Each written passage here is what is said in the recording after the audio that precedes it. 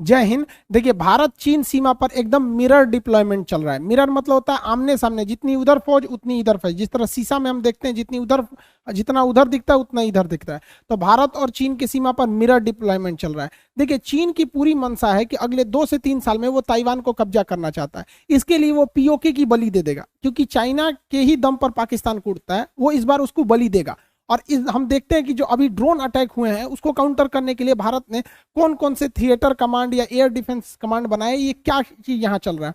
देखिए, चाइना कई हद तक वो चाहता है चाइना कि वो अपने पूर्वी साइड में ताइवान पर कब्जा कर ले, लेकिन इधर भारत को वो कंट्रोल करने के लिए, काउंटर करने के लिए लगातार सेना बढ़ा रहा है। लेकिन चाइना के साथ एक समस्या क्या है कि उसकी फौज उतनी हाई एल्टीट्यूड पे एक्यूमिडाइज नहीं कर पा रही है, और भारत की सेना इस हद तक इसमें सक्षम है। तो चाइना इसके लिए कई तरह की रणनीति चल रहा है। चाइना का चाल ये है कि वो ताइवान को कब्जा करना चाहता है इस साइड में, लेकिन उससे ये दूरी इतनी खतरनाक है और इतना पर्वत एरिया है, क्योंकि चाइना को पता है कि अगर वो इस एरिया में काउंटर करेगा तो ऐसा नहीं है कि ताइवान अकेला रह जाएगा। ताइवान को बचाने के लिए नाटो सेना, अमेरिका, यूरोप जरूर आएंगे यहाँ पर। तो उसके लिए जरूरी है चाइना को कि वो दूर से आएंगे तो भारत यहाँ न्यूट्रल पड़ा रहे, इसलिए भारत को इधर चौतरफा घेरता है।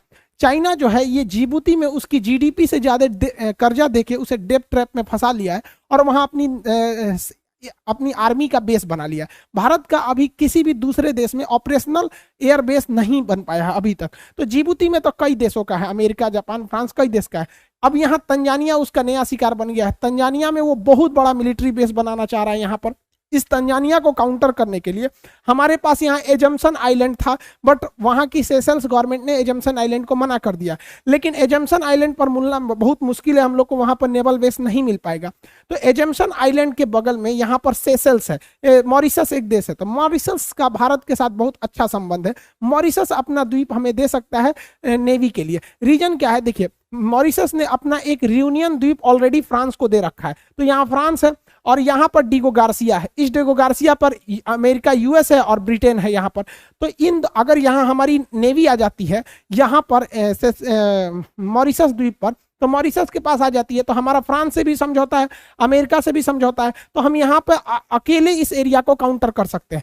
लेकिन चाइना तंजानिया में बहुत हैवी इन्वेस्टमेंट कर रहा है, वहां पर उसने पूरी तरह से सी पोर्ट वगैरह डेवलपमेंट करने का इरादा कर रहा है। ये केवल और केवल चाइना की चाल है कि जब इधर चलेगा तो वो भारत अपनी पूरी नेवी को इधर ना भेज सके, क्योंकि यहाँ पे अगर चाइना रहेगा तो हम लोग इधर नहीं भेज सकते अपनी नेवी को। इस एरिया में चाइना अफ्रीका के साइड में तो डिस्टर्बेंस कर ही दिया, साथ में हम लोग यहाँ से पूरी नेवी को इधर नहीं भेज सकते, क्योंकि यहाँ पाकिस्तान भी है, वो चाइना के इशारे पर ही यहाँ डिस्टर्बेंस चालू करेगा जब चाइना इधर ताइवान पर अटैक करेगा। तो अभी चाइना क्या है, श्रीलंका को पूरी तरह अपनी जाल में फंसा दिया है। श्रीलंका के कोलंबो एयरपोर्ट को बनाने के लिए चाइना ने इतना पैसा दिया कि ये लोग कर्जा नहीं चुका पा रहे हैं, और अब ये श्रीलंका एयरपोर्ट, ये यहाँ का कोलंबो पोर्ट चाइना जो है 99 साल के लिए लीज पे ले लिया है।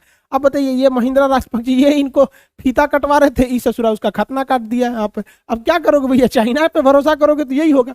अभी चाइना ना क्या कर रहा है, श्रीलंका में एक शहर बनाने जा रहा है, उसके नीचे जो मिनी चाइना होगा, वहां चाइना का संविधान लागू होगा, चाइना के लोग वहां रहेंगे, वहां दूसरा कोई नहीं आ सकता है, चाइना की कंपनी रहेगी, वहां चाइना की मुद्रा चलेगी, चाइना का सिम कार्ड चलेगा, पासपोर्ट चलेगा, वीजा चलेगा, स्कूल चलेगा, सब। वो एक मिनी चाइना है यहाँ पर। अब हमारे लिए सरदर्द है कि हमारे नीचे यहाँ बैठ जाएगा चाइना यहाँ पर, और चाइना, श्रीलंका खुद चाइना से परेशान है। वहां चाइना के वर्कर ना वर्दी पहन के घूम रहा है सब फौज की तरह, और वहां के लोग को एक दो हाथ लगा दे रहा है सब। अब वहां श्रीलंका के लोगों को समझ में आ रहा है चाइना जो है ना वो भारत को घेरना चाहता है, वो बस हर हाल में चाहता है कि ताइवान को कब्जा कर लेना। इसलिए अगर आप ध्यान से देखेंगे तो वो जिबूती में फंसा रहा है, तंजानिया में फंसा रहा है, यहाँ फंसा रहा है, ग्वादर पोर्ट पे फंसा रहा है, मतलब आप इधर ही उलझे रहिए। साथ ही वो अपनी सेना का डिप्लॉयमेंट इधर कर रहा है तिब्बत के एरिया में, लेकिन उसकी फौज तिब्बत में हाँफने लगती है, कोरोना की तरह बहुत ऊंचा है रे ससुरा, ठंडा मार देगा हमको। चाइना की फौज यहाँ 15 दिन भी नहीं टिक पाती है, और हमारे यहाँ सियाचिन युद्ध, कारगिल युद्ध पहाड़ों पर जीत लिया गया, तो हम लोग से लड़ना चाइना को नेचुरली थोड़ा सा दिक्कत। देखिए, हमारी आर्मी स्ट्रांग है, हमारे पास मोटिवेशन है, एक से एक योद्धा है, बट नो डाउट चाइना के पास लॉजिस्टिक सप्लाई यानी उसकी ट्रेन नेटवर्क, और उसके पास हथियार एमुनेशन तगड़े हैं, यानी उसकी टेक्नोलॉजी और लॉजिस्टिक हमसे तगड़ा है। तो चाइना यहाँ पर उसकी फौज ही नहीं टिक पा रही है, इसलिए चाइना क्या कर रहा है, तिब्बत के लोगों को यहाँ से ही भर्ती कर रहा है सेना नाम में। अब तिब्बत को खुद ही कब्जा कर रखा है, तिब्बत के लोगों को भर्ती कर रहा है। तो इसमें भारत के पास एक प्लस पॉइंट क्या है कि वो तिब्बत के लोगों को भड़का सकता है कि भाई जो तिब्बती फौज चाइना में गए हैं, तो मोदी जी आराम से दलाई लामा से कह सकते हैं कि तिब्बत हमारा कब्जा किया जमीन है, कोई भी तिब्बती फौजी न लड़े। और अभी से नहीं, ये पहले से सीक्रेट रहना चाहिए। जब लड़ाई का माहौल हो तो एक बार दलाई लामा अगर कह देंगे ना तो धार्मिक मामला हो जाता है, तुरंत मान लेते हैं लोग एक बात को, किसी भी बात को। धार्मिक चीज में ना वो सही गलत नहीं दिखता है, सीधे हमरा धर्म गुरु बोला सही है यहाँ पर। तो दलाई लामा एक बार बोल देंगे कि जो भी तिब्बती फौजी है चाइना की ओर से न लड़े। तो यहाँ पे देखिए तिब्बत के लोग स्वतंत्रता के लिए बहुत बहुत आंदोलन भी करते हैं, ये लोग बहुत जुल्म करते हैं तिब्बत के ऊपर, ये ससुरा तिब्बतियों के ऊपर, वीगर मुसलमानों के ऊपर, लेकिन इनके खिलाफ कोई बोलता नहीं क्योंकि इनके पास पैसा, टेक्नोलॉजी सब कुछ है। तो यहाँ हमारे लिए दलाई लामा काम आ सकते हैं क्योंकि इनका शरण स्थल भारत में है। आप बताएंगे दलाई लामा हिमाचल प्रदेश में कहाँ इनका शरण स्थल है, कहाँ इनका मतलब आश्रम है। चाइना जब हांगकांग को पूरी तरह से दबा दिया तो ही चाइना का मन बढ़ने लगा। हांगकांग का एप्पल्स डेली अखबार को इतना टॉर्चर किया कि उस अखबार के मालिक को जेल कर दिया गया, वो न्यूज़पेपर बंद हो गया, चाइना के खिलाफ लिखता था। सोचिए चाइना अपने खिलाफ कुछ भी नहीं सुन सकता है। अब उसकी नज़र पूरी तरह से ताइवान पे है। अब ताइवान के लोगों, ताइवान के मिनिस्टर वगैरह भी कह चुके हैं कि बहुत जल्द हो सकता है चाइना हमारे पर अटैक करे। हालांकि यूएस नेवी हमेशा इस एरिया में डिप्लॉय रहती है। तो ये, लेकिन देखिए चाइना अगर इस साइड में इन्वॉल्व होगा तो यूएस भी डायरेक्ट चाइना से नहीं उलझने वाला है। तो इस साइड में हम लोग को क्या फायदा होगा, ध्यान से समझिए। रियलिटी ये है कि अभी के वक्त में, एट टाइम प्रेजेंट में, चाइना हमसे पैसा, लॉजिस्टिक, टेक्नोलॉजी, हथियार, संख्या, हर चीज में ज्यादा है। हमारे पास राफेल जैसे जहाज भी खरीद के आते हैं। ड्रोन दुनिया में सबसे ज्यादा चाइना बनाता है, हमारे पास शादी ब्याह वाले भी ड्रोन नहीं है। तो अभी के वक्त में चाइना से उलझना समझदारी नहीं है। देखिए वक्त आने पर आप हाथी को भी गिरा सकते हैं, लेकिन उसका वेट कीजिए। लेकिन जब चाइना ये सोचेगा कि उसको ताइवान पर कब्जा करना है तो उसकी ज्यादातर फौज इस साइड में इन्वॉल्व रहेगी, क्योंकि इधर नाटो सेना आ जाएगी, अमेरिका आ जाएगी, ये वगैरह आ जाएंगे। यही सबसे बेस्ट मौका रहेगा भारत को कि इस साइड से पीओके कब्जा कर ले, क्योंकि चाइना दो फ्रंट पर नहीं लड़ सकता है, कंफर्म है। चाइना के लिए फर्स्ट प्रायोरिटी रहेगी ताइवान को कब्जा करना। इसी वक्त अगर हम पीओके पर हमला करके ये लेते हैं तो उस वक्त चाइना पाकिस्तान को मरते छोड़ देगा, ये गारंटी। इसलिए उसने उसको डुप्लीकेट हथियार भी दे रखे हैं और सीधे कह देगा हम क्या कर सकते हैं यहाँ पर। और अगर एक बार में पीओके आ गया तो भैया ये सीपीईसी जो सड़क है, ये चाइना से कनेक्टिविटी टूट गया। ससुरे ग्वादर बंदरगाह तुम्हारा काम खत्म, अब तुमको ग्वादर बंदरगाह के लिए घूम के आना पड़ेगा। यहाँ हमारा अंडमान निकोबार है, तुम्हारा खूब अच्छा से परछावन किया जाएगा, थूर थार के मुंह हाथ। यहाँ से भारत इसके लिए तैयारी भी कर रहा है। भारत ने क्या किया है, अपने साइड यहाँ पर कर्नाटक के कारवार में बहुत बड़ा नेवल बेस बना रहा है, एशिया का सबसे बड़ा नेवल बेस, और एक विशाखापट्टनम में इधर में। अब इन दोनों की खासियत समझिए। पहले नेवल बेस कारवार का समझते हैं, फिर विशाखापट्टनम का समझते हैं। देखिए कारवार में ऑपरेशन सी बर्ड, जो प्रोजेक्ट सी बर्ड है, प्रोजेक्ट सी बर्ड के तहत वहां सबसे बड़ा नेवल बेस बनाया जा रहा है। वहां नौसेना की जहाजें आएंगी, लंगर डालेंगी, वहां एमुनेशन, हथियार, फ्यूल, रडार रिपेयरिंग, हर चीज करेंगे। इतना बड़ा नेवल बेस होगा, ये एशिया में सबसे बड़ा डोमिनेट करेगा यहाँ पर। और ये पश्चिम साइड में है तो पाकिस्तान इधर से चूचा नहीं करेगा। और साथ में इधर विशाखापट्टनम में, इधर तो हो गया कारवार वाला में, इधर विशाखापट्टनम से लगभग 150 किलोमीटर दूर रामबीली में भारत जो है अपनी पनडुब्बियों को छुपा के रखने के लिए पहाड़ के अंदर खोद दिया। पनडुब्बी, अब यहाँ अंदर कौन जा रहा है किसी को नहीं दिखेगा, पनडुब्बी अंदर अंदर आएगी, घुस जाएगी। और इसके अंदर 6 पनडुब्बियों को रखने की व्यवस्था। देखिए एक यहाँ दिख रही है, 2 यहाँ, 3 यहाँ। ये पनडुब्बी छोटी मोटी नहीं होती है, ट्रेन की साइज की होती है सर। ट्रेन समझते हैं ना, जो रेलगाड़ी उतना बड़ा बड़ा होती हैं सब, और पानी के अंदर चलती हैं सब। अब साइलेंट किलर बोला जाता है। तो रामबीली में हम ऐसे पनडुब्बियों को छुपा सकते हैं। चाइना भी इस पर बहुत पहले से तैयारी कर रहा है। चाइना ऐसे 6 नेवल बेस यहाँ बना लिया है, जिसका सबसे बड़ा नेवल बेस हेनान प्रायद्वीप में, या जो है उसका यूलिन नेवल बेस है। देखिए यूलिन नेवल बेस में यहाँ एक पानी वाली जहाज खड़ी है, यहाँ खड़ी है। आप यहाँ अगर ध्यान से देखेंगे तो एक पनडुब्बी जाती हुई दिखाई दे रही होगी यहाँ से। ये पनडुब्बी इसके अंदर घुस जाएगी यहाँ पे, अंदर पता नहीं चल पाता है यूलिन नेवल बेस पे। हालांकि ससुरा चाइना कितना छुपा है, तो जब हमारा पता चल जाता है तो हमारी सेना को नहीं पता चलेगा, नहीं हो पता रहेगा तो बता तो दिए रहे। इन सब को देखते हुए हमारे तीनों सेनाओं के जो चीफ हैं, चीफ ऑफ डिफेंस स्टाफ, इनके अंडर में थल सेना, वायुसेना, नौसेना, तीनों को ये एडवाइस दे सकते हैं। ये एक तरह का एडवाइजरी बोर्ड होती है, ये तीनों के लिए डिसीजन ले सकते हैं। यहाँ पर इन्होंने कहा है कि देखिए हमारी थल सेना, वायुसेना, नौसेना, ये 3 सेना से अब काम नहीं चलने वाला है। अब हमें और एडवांस बनना है। और कोई सेना, तो आप कहेंगे ये कौन सेना है, तो ये एक और मेरी टाइम कमांड बनाना चाहते हैं।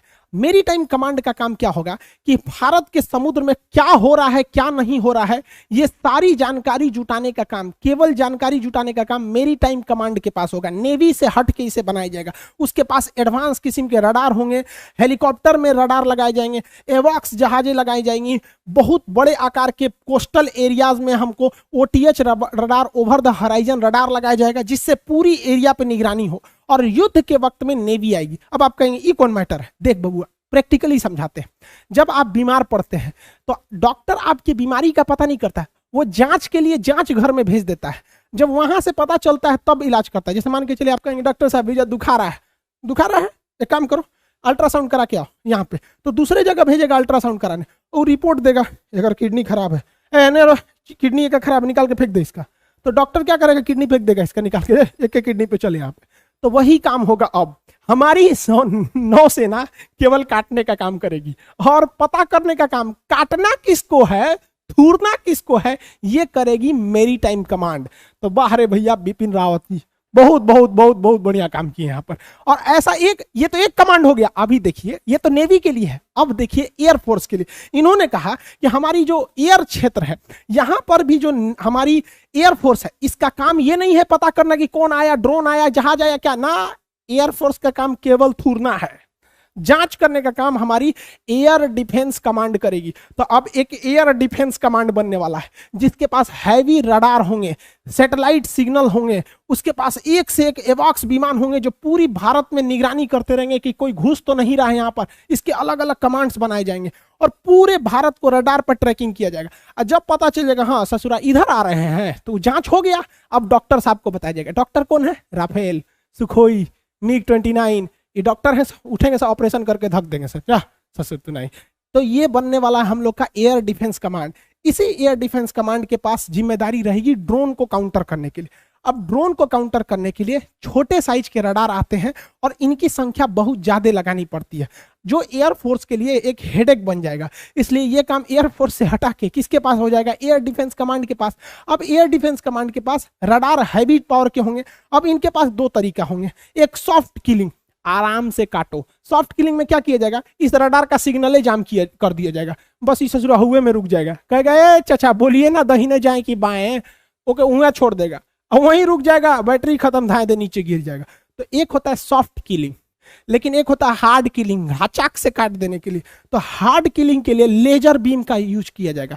डीआरडीओ बना रही है और हम बहुत गुप्त रूप से हम लोगों ने इजराइल से समझौता कर लिया है यहाँ पर। तो ये हार्ड किलिंग, तो एक ही जगह पे दोनों रहेगा। छोट मोट ब्याह शादी वाला रहेगा तो उसको सॉफ्ट किलिंग, बड़ बड़ रहेंगे तो हार्ड किलिंग। लेकिन किलिंग मतलब किलिंग, चाहे वो सॉफ्ट किलिंग हो चाहे वो हार्ड किलिंग हो, समझा। इसके अलावा हमारा जो सबसे डिस्प्यूटेड एरिया रहता है, मतलब जो हाईली टेंशन वाला एरिया रहता है, वो यही रहता है। इसी एरिया में भारत को हमेशा टेंशन मिलते रहता है। चाहे ससुरा वो कभी डैम चौक में घुस जाता है, कभी यहाँ गलवान में घुस जाता है, कभी अक्साई चीन में घुसता है, कभी पीओके में, कभी इधर कभी उधर, यही वाला एरिया। तो इसलिए यहाँ भारत का पहला थिएटर कमांड बना दिया जाएगा, जहां नौसेना, वायुसेना, थल सेना तीनों एक के पास रहेंगे सर। एक के रूम में डिसीजन ले लिया जाएगा। पता चला वहां पर कोनो घुसल है आतंकवादी, तो धाए दे, थिएटर कमांड का एक्शन कैसे होगा? आर्मी चलो, कमांडो चलो, पारा कमांडो चलो, हेलीकॉप्टर, राफेल, सुखोई सब चल जो ससुर, चोखा निकाल देगा सब अब ससुर को। तो चोखा निकालने के लिए बनाया जा रहा है थिएटर कमांड। ये बहुत तगड़ा रहेगा हम लोग का थिएटर कमांड। अब देखिए ध्यान से, एक और यहाँ एक डिसीजन लिया जा रहा है हमारे सीडीएस के द्वारा। कहा जा रहा है कि आर्मी को ही कहा जाता है कि आप कश्मीर वगैरह में आतंकवादियों से लड़िए। खास करके कश्मीर में आतंकवादियों से लड़ने के लिए आर्मी ही रहती है वहां पे। अब आर्मी को बार बार डिस्टर्बेंस होता है, उसे चाइना के लिए खतरनाक हथियार रखे कि आतंकवादियों के लिए छोटे छोटे हथियार रखे, टेंशन हो जाता है। तो भारतीय सेना कह रही है कि सेना में से ही जो एकदम लंबे लंबे दुबले मतलब पतले जवान रहते हैं सब, जो खटाखट इधर उधर कूद फान सकते हैं, उनको साइड करके एक टेरर काउंटर कमांड बना दिया जाएगा, जिनका काम यही रहेगा कि आतंकवादियों को खोज खोज के आराम से मारते रहे सब यहाँ पे। तो सेना भी टेंशन फ्री रहेगी, ये लोग तो आराम से सेवा करते रहेंगे आतंकवादियों को। जम्मू एयरबेस पर जो ड्रोन से अटैक हुआ है, हालांकि उसमें एक दो जवान हल्का सा इंजर्ड हुए, बहुत बड़ा क्षति नहीं हुआ, लेकिन पाकिस्तान वालों ने बहुत बड़ा गलती किया और भारत के ऊपर ये एक एहसान कर दिया, क्योंकि हमारे हिंदुस्तान के लोगों में एक खराबी है ससुरा, जब तक ट्रेन हॉर्न ना देगी, आदमी चढ़ने के लिए तैयार नहीं होगा। जब तक स्टूडेंट का टाइम टेबल नहीं आ जाएगा, वो पढ़ने के लिए रेडी नहीं होगा। सच हम लोग बड़ा उटपटांग काम करते हैं। गर्मी के दिन में आदमी छत पे सोया रहता है, पानी टिप टिप होगा, जब तक ससुरा जोर से ना बरसे आदमी भागता नहीं, आधा बिछौना भीगा जाता है। वैसे ही हम लोग हिंदुस्तान में भी हो, जब तक कोनो कांड ना हो जाए हम लोग तैयारे नहीं होते हैं। और पाकिस्तान वालों ने एगो छोटा सा चिटपुटिया वाला बम फोड़ के जम्मू एयरबेस पर कांड कर दिया। अब इस कांड से उनके ऊपर महाकांड होगा। रीजन क्या है कि हम लोग अब थर्ड एयर स्ट्राइक करेंगे, अब चाहे यह सर्जिकल स्ट्राइक हो या एयर स्ट्राइक हो। लेकिन हमें जहां तक लगता है कि अक्टूबर के महीने से ये नेवी का स्ट्राइक होगा। आप लॉजिक सोचिए, पहले थल सेना मारी सर्जिकल स्ट्राइक, उसके बाद अभिनंदन जी मारे एयर स्ट्राइक, का नेवी सबका हाथ ना खजुआता होगा। अब कराची स्ट्राइक होगा, पता नहीं उधरों कोई बम बम फोड़ दे सब वहां पर। तो ये 15 अगस्त के बाद ऐसी संभावना है। ये बिपिन रावत साहब ने भी कह दिया कि वक्त आने पर इसका जवाब दिया जाएगा। अब चूंकि 15 अगस्त से पहले पाकिस्तान में उसका 14 अगस्त को उसका जन्म दिवस है। पाकिस्तान की आज़ादी दिवस नहीं है, पाकिस्तान का 14 अगस्त को जन्म हुआ था, तो जन्मदिन मनाता है। हम लोग तो आज़ादी मनाते हैं, तो वो जन्मदिन मनाता है, तो उस समय थोड़ी सी सिक्योरिटी रहती है।